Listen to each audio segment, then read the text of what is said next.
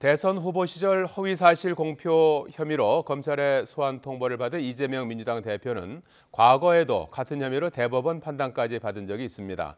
당시 대법원의 판단은 무죄였는데 이번 검찰 수사에서도 이 대표 측에게 유리한 판례로 작용할지 주목됩니다. 홍민기 기자입니다. 이재명 더불어민주당 대표에게 적용된 혐의는 공직선거법상 허위사실 공표입니다. 선거에서 당선될 목적으로 의도적으로 허위사실을 알릴 경우 적용되는데 이 대표에게 이런 혐의가 적용된 건 처음이 아닙니다. 지난 2018년 지방선거를 앞두고 경기도지사 후보 토론회에서 친형을 정신병원에 강제 입원시키려 하지 않았다는 허위사실을 말해 고발당한 겁니다. 형님을 정신병원에 입원시키려고 하셨죠? 저는 그런 일 없습니다. 왜 없습니까? 2심에서는 당선 무효에 해당하는 벌금 300만 원을 선고받았지만 대법원은 판결을 무죄 취지로 뒤집었고 파기환송심에서 무죄가 확정됐습니다. 원심 판결 중 유무죄 부분을 포함한 유죄 부분을 파기하고 이 부분 사건을 수원고등법원에 환송한다. 검사의 남의 상고를 기각한다.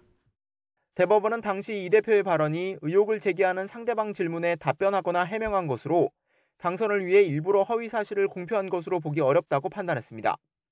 특히 후보자들 사이에 질문과 답변이 즉흥적으로 이어지는 토론의 특성상 일부 부정확한 표현이 있다고 해서 모든 발언에 대해 법적 책임을 묻는 것은 해결책이 될 수 없다고 설명했습니다. 이번엔 대선 후보 시절 발언으로 같은 혐의가 적용된 이 대표 측은 대법원의 이 판례를 토대로 정치적 표현의 자유 등을 대응 논리로 삼을 가능성이 큽니다. 다만 이번 의혹은 이 대표의 국정감사장과 방송 인터뷰 발언에서 나온 만큼 토론회와는 다르게 봐야 한다는 견해도 적지 않습니다. 토론회와 달리 사전에 예상 질문과 답변을 준비할 수 있고 주변인의 도움도 받을 수 있기 때문에 이런 자리에서 거짓말을 했다면 의도적으로 허위 사실을 공표한 것으로 볼 수 있다는 겁니다. 물론 단순히 착오를 일으켰을 가능성도 있는 만큼 발언 장소와 배경 등 종합적인 상황에 따라 혐의 적용이 다를 수 있다는 게 법조계 중론입니다. 결국 검찰은 이 대표 주변인들 진술과 통화 기록 등 객관적인 증거를 통해 이 대표의 혐의를 들여다볼 전망입니다. 숨진 성남도시개발공사 실무자를 몰랐다는 발언과 관련해선 이미 두 사람의 해외 출장 사진과 당시 실무자가 이 대표를 언급한 영상통화 내용 등이 공개되기도 했습니다.